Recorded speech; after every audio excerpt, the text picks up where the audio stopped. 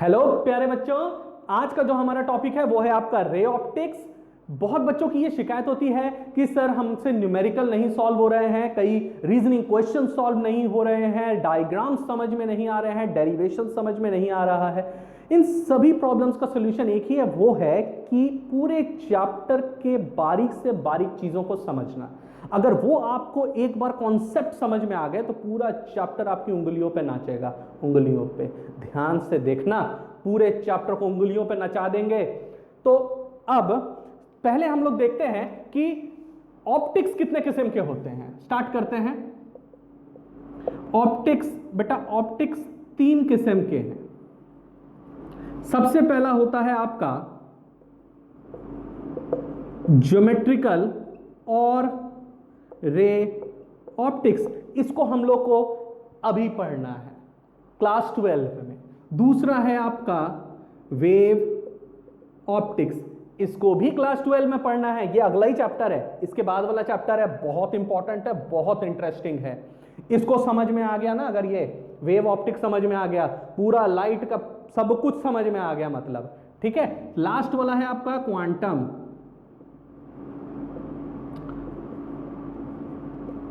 Quantum optics ये हम लोग को अभी नहीं स्टडी करना है, ठीक है। पूरा चैप्टर, ये पूरा चैप्टर रे ऑप्टिक्स जो है, जो हम लोग अभी स्टडी करना है, ये आपका घूम रहा है reflection, refraction, mirror, lenses, refractive index, इन सभी चीजों के आसपास में घूम रहा है। तो हम लोग एक एक चीज को स्टेप बाय स्टेप पकड़ेंगे, ठीक है। तो सबसे पहले हम लोग देखते हैं कि मिरर्स क्या है। बेटा मिरर जनरली हम लोग जो पढ़ रहे हैं 2 किस्म के, एक है आपका प्लेन मिरर, दूसरा है आपका spherical mirror. Spherical mirror generally 2 किस्म के होते हैं। एक होता है आपका कॉनकेव मिरर और एक होता है आपका कॉन्वेक्स मिरर। बेटा कॉनकेव मिरर का शेप कैसा होता है? कॉनकेव मिरर का शेप कुछ इस तरह का होता है, केव की तरह, गुफा की तरह, ऐसा अंदर की तरफ घुसा हुआ होता है। ये जो पीछे वाला हिस्सा है ये हमेशा कैसा होता है?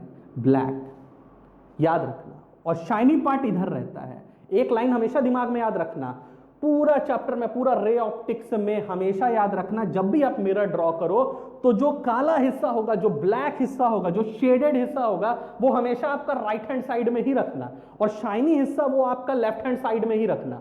ये बात दिमाग में बैठा? शाइनी लेफ्ट, ब्लैक या फिर शेडेड एरिया आपका राइट में ही रहेगा। ये है आपका प्रिंसिपल एक्सेस। यहां पे जहां कट किया उसको कहते हैं हम पोल। ये हो गया फोकस, ये हो गया सेंटर ऑफ कर्वेचर, ठीक है। अब कॉन्वेक्स मिरर हम आपको क्या बोले थे? यही बोले थे कि काला हिस्सा किधर रहेगा बेटा? इधर की तरफ। किधर? आपका राइट साइड में। और शाइनी हिस्सा किधर रहेगा? आपका लेफ्ट साइड में, ठीक है। और फोकस और सेंटर ऑफ कर्वेचर हमेशा उधर बनाना जिधर में गड्ढा होगा। जैसे इसका गड्ढा इधर था, ये कर्व इधर था, तो फोकस और सेंटर ऑफ कर्वेचर इधर बना। इसका गड्ढा इधर है तो इसका फोकस और सेंटर ऑफ कर्वेचर किधर बनेगा? इधर बनेगा। किधर? गड्ढे की तरफ। तो पहले आपका फोकस आ जाएगा, उसके बाद आपका क्या आ जाएगा? Centre of curvature. बात दिमाग में बैठा? अब जो आपका कॉनकेव मिरर होता है, इसको हम लोग कॉन्वर्जिंग मिरर भी कहते हैं। कॉन्वर्जिंग मिरर, कॉन्वर्जिंग मिरर मतलब कि जो रेस को, जो इंसिडेंट रेस को रिफ्लेक्शन के बाद एक पॉइंट की तरफ मोड़ दे, कॉन्वर्ज कर दे। कॉन्वर्ज, एक तरफ में ले आए, कॉन्वर्ज। जैसे इसी रे में देख लो, इसी डायग्राम में देखते हैं, ठीक है। यहां से रे आया, टकराया, कहां से क्रॉस करेगा? फोकस से। इसको हम लोग और अच्छे से स्टडी करेंगे आगे अभी, ठीक है। मान लो कि नीचे से रे अगर जा रहा था, टकराता है, तो रिफ्लेक्शन के बाद कहां से क्रॉस होता है? फोकस से। तो ये क्या कर रहा है? टकराने के बाद देखो ना, एक पॉइंट पे आके मिल रहा है। टकरा रहा है और एक पॉइंट पे आके मिल रहा है, इसलिए इसका नाम क्या होगा, कॉन्वर्जिंग मिरर। आपके बोर्ड एग्जाम में कभी भी आपको क्वेश्चन में ऐसा नहीं देगा कि कॉनकेव मिरर का क्वेश्चन है, हमेशा आपको बोल देगा कॉन्वर्जिंग मिरर है, ठीक है। अच्छा, तो कॉन्वेक्स मिरर में अगर रे आ रहा है, क्योंकि हमको ये जानते हैं कि रे हमेशा शाइनी पार्ट पे ही आके गिरेगा, ठीक है, और रे हमेशा लेफ्ट टू राइट जाता है, इधर से इस तरफ में, ठीक है। गया, टकराया, और टकरा के क्या होगा, यहां से देखो टकराएगा, मान लो ये कैरम बोर्ड की तरह ऐसा मारा गोटी, टनाक, ये गया टकराया, ये ब्लंज किया हुआ एरिया है, तो टकरा के ये ऑब्वियस है कि ऊपर ही भागेगा। तो जैसे ऊपर भागा टकरा के, ये पॉइंट फोकस हुआ नहीं हुआ, इधर से गया टकराया, टकरा के कहां भाग रहा है, बाहर की तरफ, पॉइंट फोकस बना नहीं, फैला दिया। फैलाने का मतलब क्या हुआ कि सर ये कैसा मिरर हो गया, ये आपका डाइवर्जिंग मिरर हो गया। बात समझ में आया, डाइवर्जिंग मिरर है ये। अच्छा, तो इसका पीछे एक इमेजिनरी पॉइंट पार होगा लाइन, और वो कहां आके मीट कर रहा है बेटा, फोकस पे आकर मीट कर रहा है। समझ में आ गया। तो इसे कहते हैं हम कॉन्वर्जिंग मिरर, किसको, कॉनकेव मिरर को, और डाइवर्जिंग मिरर किसे कहते हैं, कॉन्वेक्स मिरर को, ठीक है। अब हम लोग आगे बढ़ते हैं, सबसे इंपॉर्टेंट हिस्सा इस चैप्टर का, अगर ये वाला पार्ट नहीं समझ में आया या नहीं समझे तो पूरा चैप्टर गया, और वो है आपका साइन कन्वेंशन। बहुत बड़ा बड़ा लाइन दिया हुआ है किताब में, छोटा सा 2 लाइन ही याद रखना है दिमाग में, चाहे मिरर हो चाहे लेंस, नियम सबके लिए बराबर है। हम यहाँ पे आपका कॉनकेव मिरर ड्रॉ कर रहे हैं, आप कुछ भी मान सकते हो, कॉनकेव, कॉन्वेक्स, मिरर, लेंस, कुछ भी, नियम सबके लिए सेम रहेगा। नियम ये है कि कुछ भी मेजरमेंट, जैसे ऑब्जेक्ट कितनी दूर खड़ा है, इमेज मिरर से कितनी दूर बना, फोकल लेंथ कितना है, ठीक है, ये सब मेजरमेंट अगर आपका टूवर्ड्स लेफ्ट हो रहा है, ध्यान से देख बेटा, लेफ्ट साइड में, तो हमेशा उसको नेगेटिव ही मानना। टूवर्ड्स लेफ्ट को हमेशा क्या मानेगा, negative. Measuring towards left always negative, measuring towards right is always positive. समझ में आया। अब अगर हम मेजर करते हैं ऊपर की तरफ, यानी हाइट मेजर करते हैं, ऑब्जेक्ट का हाइट मेजर किए, इमेज का हाइट मेजर किए, कुछ भी अगर ऊपर की तरफ मेजर करेंगे तो उसको हमेशा लेंगे हम लोग पॉजिटिव, और अगर कुछ भी नीचे की तरफ मेजर करेंगे, यानी कि हाइट ऑफ द इमेज जब हम लोग मेजर करेंगे, तो हमेशा इसको क्या ले लेंगे, नेगेटिव। 4 पॉइंट तो समझ में है। क्या पॉइंट है, मिरर का या लेंस का, कुछ भी ले लो, उसका लेफ्ट में जो भी नापेंगे उसको नेगेटिव मानेंगे, राइट में जो भी नापेंगे उसको पॉजिटिव मानेंगे, ऊपर में जो भी लेंथ नापेंगे उसको पॉजिटिव, नीचे वाले को नेगेटिव। आई थिंक इतना बात तो समझ में आ गया होगा, क्लियर है ये वाला बात, ठीक। अब हम लोग एक छोटा सा रे डायग्राम बनाते हैं, एक रे डायग्राम ही बनाना सीखेंगे, क्योंकि ऑलरेडी आप लोग रे डायग्राम्स क्लास 10 में अच्छे से प्रैक्टिस करके आए हो, ठीक है, तो हम लोग उसको वेस्ट नहीं करेंगे टाइम को। और अगर आपको फिर भी रे ऑप्टिक्स का रे डायग्राम अगर देखना है तो मेरे ही चैनल में क्लास 10th के रे ऑप्टिक्स आप चैप्टर में जाके देख सकते हैं, उसमें भी आपको रे डायग्राम्स मिल जाएंगे। तो एक रे डायग्राम बना के देखते हैं, उसके बाद हम लोग आगे बढ़ते हैं। ध्यान से देखो, ये बेटा आपका क्या है, pole, focus, centre of curvature, concave mirror था। हम बोलते हैं अगर ऑब्जेक्ट बियॉन्ड सी है, ऑब्जेक्ट कहां है, बियॉन्ड सेंटर ऑफ कर्वेचर है, तब आपका इमेज कहां बनेगा। तो याद रखना, रे गया, मिरर से टकराया, और टकरा के कहां से क्रॉस किया, फोकस से। दूसरा जो रे था वो गया सेंटर ऑफ कर्वेचर से क्रॉस किया, मिरर से टकराया और टकरा के वापस चला गया। बहुत सारा तरीका है बनाने का, हम लोग इसको देखते हैं, ठीक है। और भी बहुत सारा तरीका हम लोग सीखेंगे, नॉर्मल यही तरीका देखते हैं। तो इमेज कहां बना बेटा, कुछ यहां बना। तो बेसिक चीज हम लोग सीखना क्या था, सीखना ये है कि पोल से कुछ भी हम लोग मेजर कर रहे हैं, जैसे पोल से यहां पे क्या था, ये आपका फोकल लेंथ है यानी कि f। अभी हम लोग क्या सीखे, मेजरिंग टूवर्ड्स लेफ्ट, तो f क्या होगा, नेगेटिव। ऑलरेडी बोले थे टूवर्ड्स लेफ्ट नाप रहे हैं तो क्या मान लेंगे, नेगेटिव। दिमाग में अच्छा से डाल लो। ये क्या है, इमेज बन रहा है, इमेज डिस्टेंस को क्या बोलते हैं, v। v क्या हो गया यहां पे, नेगेटिव। ये क्या था जी आपका, ऑब्जेक्ट डिस्टेंस, ये भी क्या हो गया, नेगेटिव। एक लाइन तो हमेशा याद रखना अपना दिमाग में कि u जो होता है ना बेटा, u ये ऑलवेज नेगेटिव ही होगा। कोई भी केस ले लो मेरा भाई, कोई भी केस ले लो, u हमेशा नेगेटिव होगा। पहले ही नियम रे डायग्राम का यही है कि ऑब्जेक्ट को हमेशा लेफ्ट में रखना है, समझ में आया? तो u का मतलब हम लोग क्या सीखे थे, object distance from mirror. v का मतलब क्या जाने थे, image distance from mirror.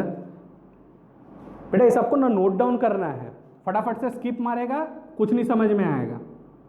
f का मतलब क्या है, फोकल लेंथ। आई थिंक समझ में आ गया होगा, इसको नोट डाउन कर लो फटाफट।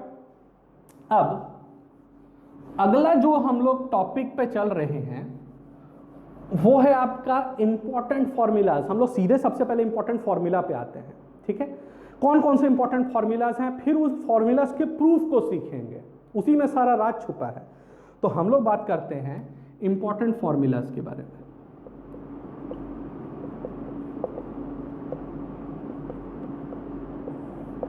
तो सबसे पहला इंपॉर्टेंट फॉर्मूला है आपका F is equal to R by 2।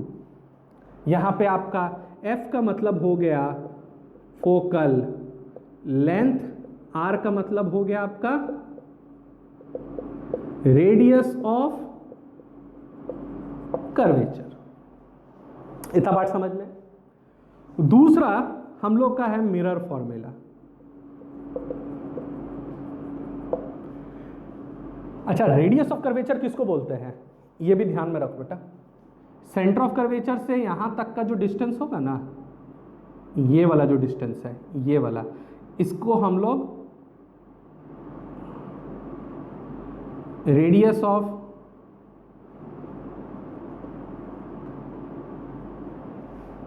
Curvature ही बोलते हैं।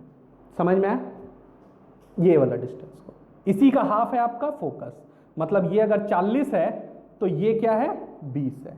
ये अगर 10 है तो ये क्या है, 5 है। ये अगर 100 है तो ये क्या है, 50 है। 50 50, ये 40 है तो 20 20, सीधे हाफ, ठीक है।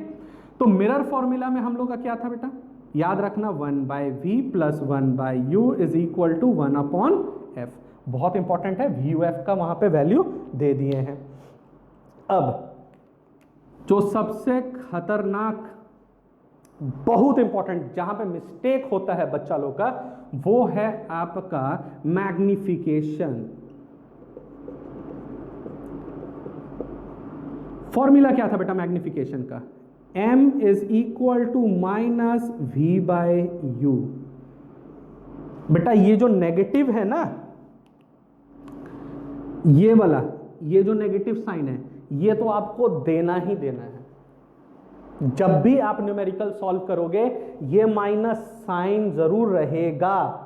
फिर v और u का साइन कन्वेंशन आप अलग से लोगे, तब जाके न्यूमेरिकल सही बनता है। मिरर का केस में ये माइनस रहेगा, लेंस का केस में ये माइनस मत लिखना, वो उस समय हम लोग सीखेंगे, उस समय बताएंगे, ठीक है। मिरर का केस में जब भी मैग्निफिकेशन निकालना होगा ये नेगेटिव साइन जरूर दोगे इस फॉर्मूला में, तभी आंसर आएगा। ठीक है, इसका दूसरा फॉर्मूला क्या है, m is equal to H I divided by H O. यहां पर बेटा एच आई का मतलब क्या होता है, एच आई का मतलब है आपका हाइट ऑफ इमेज, और एच ओ का मतलब होता है हाइट ऑफ ऑब्जेक्ट। समझ में आ गया। अब इन दोनों इक्वेशन को अगर हम मिला देते हैं तो एक फाइनल एक वैल्यू निकल के आता है, एक नया फॉर्मूला बन के आता है। ठीक है, उसको भी देख लेते हैं। वो फॉर्मूला क्या होता है, हम लोग जानते हैं m is equal to minus V by U and m is equal to H I by H O. तो हम लोग इसका वैल्यू इसकी जगह डाल सकते हैं, तो आएगा H I divided by H O is equal to minus V by U. इसको उठा के कहाँ डाल दिए हैं, इस m की जगह, क्योंकि दोनों m तो सेम ही है, मैग्निफिकेशन का ही फॉर्मूला है। इसको उठा के यहां डाल दिए। अब हाइट ऑफ इमेज अगर निकालना हुआ minus V by U into H O, इसको यहां ले जाके मल्टीप्लाई कर दिए हैं। बेटा ये बहुत इंपॉर्टेंट फॉर्मूला है, बहुत सारे न्यूमेरिकल सॉल्व करने में इसका इस्तेमाल होगा। समझ में आ गया, कोई दिक्कत है इसमें? ठीक, अब हम लोग चलते हैं इसी चैप्टर में प्रूविंग के ऊपर में। तो सबसे पहला जो हम लोग का इंपॉर्टेंट फॉर्मूला में टॉपिक आ रहा है F is equal to R by two, इसको प्रूव करेंगे। ठीक है, मिरर फॉर्मूला और मैग्निफिकेशन का फॉर्मूला हम लोग का जो नेक्स्ट वीडियो है उसमें आपको मिलेगा। ठीक है, तो चलो इसको प्रूव करते हैं। फटाफट कॉपी पेन ले लो अच्छे से, न्यू फ्रेश पेज ओपन कर लो। एक भी चीज को बेटा स्किप मत किया करो। स्किप करने से क्या होता है ना कि फिर जो कई बार होता है ना बीच बीच में बोल देते हैं, वो इंपॉर्टेंट चीजें छूट जाती हैं। ठीक है, ध्यान दो, पढ़ने बैठे हैं, अच्छे से पढ़ेंगे, मेहनत करेंगे, रिजल्ट आएगा। ठीक है, अब क्या प्रूफ करना है, F is equal to R by two, बहुत इंपॉर्टेंट है। ठीक है, तो इसका प्रूविंग के लिए सबसे पहले हम लोग एक रे डायग्राम बना रहे हैं।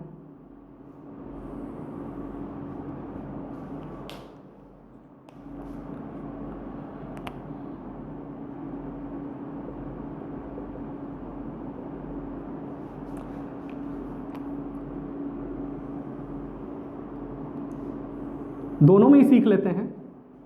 ठीक है, कॉनकेव मिरर के लिए भी देख लेते हैं और बेटा कॉन्वेक्स मिरर के लिए भी देख लेते हैं कि इस केस में क्या होता है। बेटा प्रूफ बोर्ड एग्जाम में डायरेक्ट आ जाए, बहुत बड़ा किस्मत का बात है, बहुत बड़ा किस्मत का बात है अगर डायरेक्ट आ जाए तो, पर आता नहीं है ना, यही तो दिक्कत है, दुविधा है। आता क्या है, कॉन्सेप्ट। इस प्रूफ के अंदर ना बहुत छोटी छोटी चीजें हैं, उन कॉन्सेप्ट्स को सीखना। ठीक है, फटाफट स्किप मार दोगे, टक टक टक टक टक टक टक, प्रूफ लास्ट में हैंस प्रूव्ड, सीखो बीच वाला चीज। ठीक है, इस पॉइंट को हम लोग क्या कहते हैं, पोल। इस पॉइंट को क्या कहते हैं, पोल। बोले था ना गड्ढा तरफ में क्या मिलेगा, फोकस। उसके बाद क्या आता है, सेंटर ऑफ कर्वेचर। तो यहां बेटा गड्ढा के पास में क्या आएगा, फोकस, यहां क्या आएगा, सेंटर ऑफ कर्वेचर। अब बहुत इंपॉर्टेंट चीज, यहीं पे कॉन्सेप्ट है। रे गया, टकराया, और टकरा कर कहां से क्रॉस कर रहा है, फोकस से क्रॉस कर रहा है। तुम बोलेगा सर फोकस से ही काहे को क्रॉस करेगा।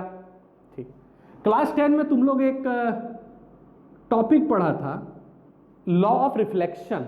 लॉ ऑफ रिफ्लेक्शन में हम क्या जानते हैं, एक इंसिडेंट रे आया, मिरर के ऊपर में टकराया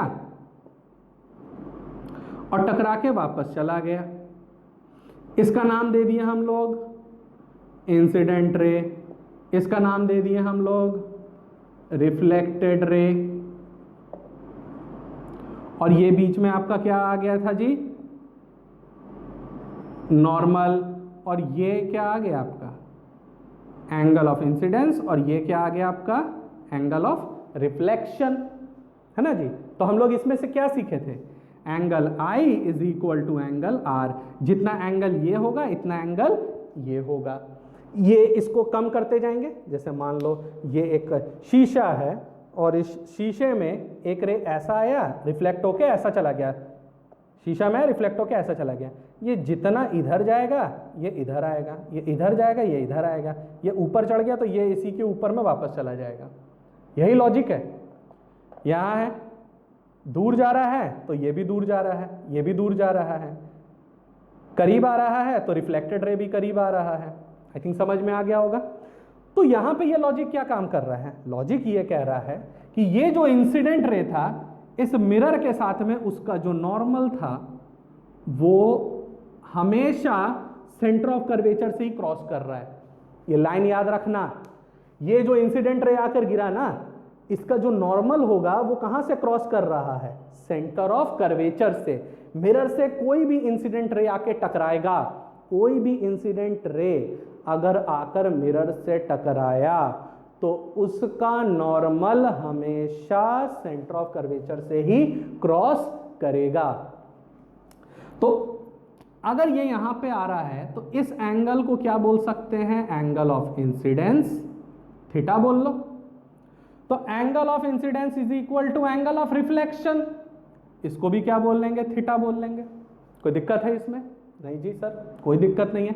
इस पॉइंट को हम m मान लेते हैं, m, ठीक। अब ध्यान से देखो एक चीज कि ये और ये प्रिंसिपल एक्सिस और इंसिडेंट रे, ये दोनों ही दो पैरेलल लाइंस है, ये दोनों ही दो पैरेलल लाइंस है और इन पैरेलल लाइंस के बीच में ये एक डायगोनल है, ये वाला हरा वाला, ये एक डायगोनल है और इस डायगोनल का ये एंगल अगर थीटा हुआ तो ये एंगल क्या होगा, ये भी थीटा होगा, है ना जी, पढ़े थे ना हम लोग अल्टरनेट एंगल्स। तो ये अगर थीटा हुआ तो ये भी आपका क्या कहलाएगा, थीटा। अब दूसरा डायगोनल देखते हैं, यही रे है, दो पैरेलल है, दो पैरेलल रेज है, यहीं पे ध्यान से देखना, एक ये ऊपर वाला एक नीचे वाला, ये एक गया एक ये एक गया। अब इसमें डायगोनल कौन है, काला वाला, एक काला लाइन डायगोनल है। तो अगर ये काला लाइन डायगोनल है तो बेटा यहां से यहां तक का जो एंगल था वो कितना था, थीटा प्लस थीटा, दो थीटा है ना, तो थीटा प्लस थीटा क्या कहलाएगा, 2 थीटा, 2 थीटा हुआ। तो ये अगर 2 थीटा हुआ तो ये एंगल कितना होगा, same to same, alternate angle कितना होगा, 2 थीटा। तो यहां पे हम लोग क्या लिखेंगे, 2 थीटा। बात समझ में आया, ठीक है। अब यहां पे हम लोग एक इमेजिनरी लाइन ड्रॉ कर देते हैं और इस पोजीशन को क्या नाम दे देते हैं, n बोल देते हैं, मान लो छोटा n, ठीक है। इसको देखना बेटा कैसे ये पुट हो रहा है, लॉजिक है ये, इसी में क्वेश्चन आता है एग्जाम में, ठीक है। अब यही सेम चीज को इस पे ड्रॉ करके देखते हैं। ये तो हम लोग ड्रॉ किए थे कॉनकेव मिरर के लिए, अब हम लोग ड्रॉ कर लेते हैं कॉन्वेक्स मिरर के लिए, ठीक है। रे आया, टकराया और टकरा के कहां से क्रॉस किया जी, ऊपर। जब ऊपर गया तो पीछे से क्या था, एक इमेजिनरी लाइन। अब इन दोनों के बीच का नॉर्मल कहां से क्रॉस होता है, ऑब्वियसली बोले थे कहां से क्रॉस होगा जी, सेंटर ऑफ कर्वेचर से। तो ये एंगल अगर थीटा हुआ तो ये एंगल भी क्या होगा, थीटा। फिर ये एंगल क्या हो जाएगा, 2 थीटा। आई थिंक समझ में आ ही गया होगा। और यहां पे हम लोग एक नॉर्मल n इसको बोल देते हैं, इस पोजीशन को m बोल देते हैं। समझ में? आप इस डायग्राम को फॉलो करो अभी, क्योंकि इसके बेस पे हम लोग प्रूफ करेंगे। इस पे भी कर सकते हैं आप, इस पे प्रूफ करेंगे हम लोग।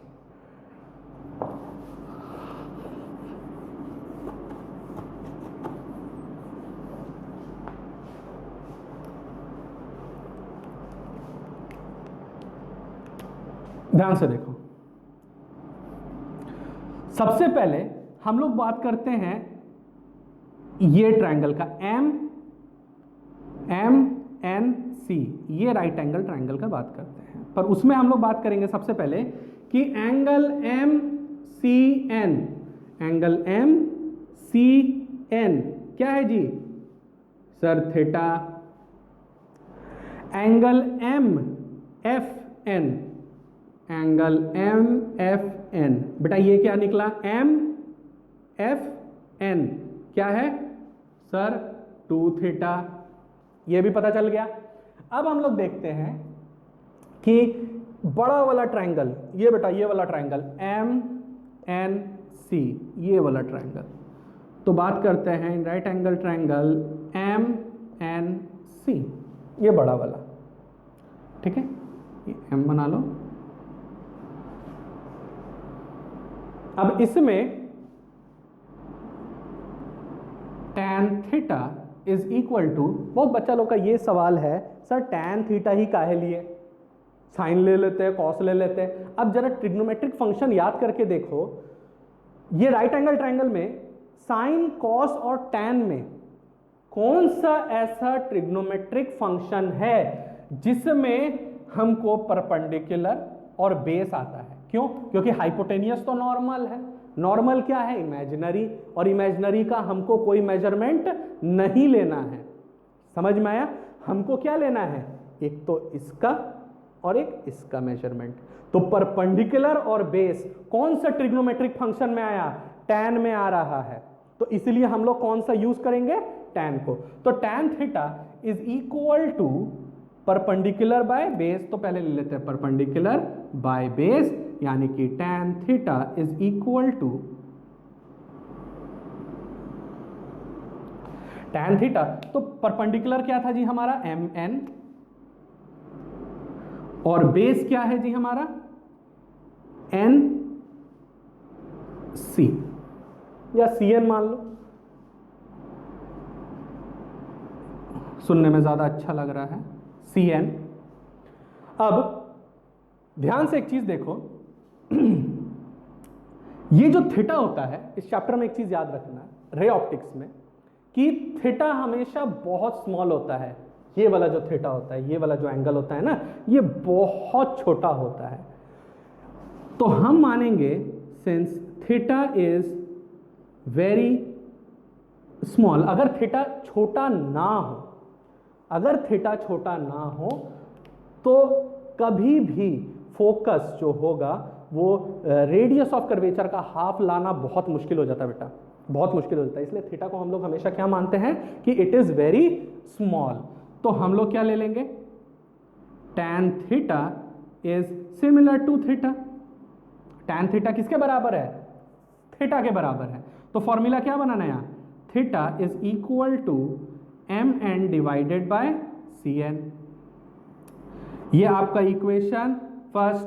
अब हम लोग बात कर लेते हैं दूसरे ट्रायंगल के बारे में। इन राइट एंगल ट्रायंगल कौन सा बात करते हैं? दूसरा कौन सा ट्रायंगल है? MNF। MNF। अब MNF में अगर हम लोग देखते हैं तो tan theta is equal to perpendicular by base, perpendicular by base, tan theta perpendicular क्या था? MN। अब बेटा बेस क्या है हम लोग का?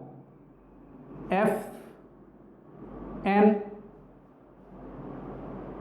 ठीक है, और यहीं पे हम जानते हैं कि थीटा इज वेरी स्मॉल, तो since theta is very small tan theta is similar to theta. तो अगर tan theta is similar to theta होगा तो यहां फॉर्मूला क्या बनेगा? थीटा इज इक्वल टू, नहीं नहीं नहीं नहीं, यहां पे थीटा नहीं बेटा, ये 2 थीटा है, इसको 2 थीटा मानना, ठीक है, क्योंकि ये वाला एंगल है ना 2 थीटा। तो यहां पे क्या ले लेंगे हम लोग?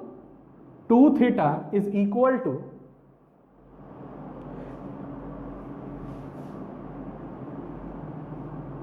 MN divided by FN। समझ में आया? हम लोग यहां क्या लेंगे? 2 theta is equal to MN divided by FN। अब ये बन गया आपका equation 2, putting value of equation 1 in equation 2। तब इक्वेशन 1 का वैल्यू को जब इक्वेशन 2 में डालेंगे तो क्या निकल के आ जाएगा, 2 इंटू थीटा का जगह पे क्या लिख सकते हैं, mn divided by cn, mn divided by cn is equal to mn divided by fn। mn उड़ गया, बचा गया हमारे पास 2 divided by cn is equal to 1 divided by fn। इसको इधर ले जाने का, इसको इधर ले जाने का, तो क्या आ जाएगा, 2 into fn is equal to cn। ये इधर आ गया, ये इधर चला गया। अब गौर से एक चीज देखो बेटा, ये एपर्चर जो होता है ना, ये बहुत छोटा होता है। एपर्चर कहने का मतलब क्या होता है, मिरर का वो जगह जहां पर इंसिडेंट रेज आकर गिर रहे हैं। तो ये वाला जो होता है ना एरिया, ये बहुत छोटा होता है। तो since aperture is very small,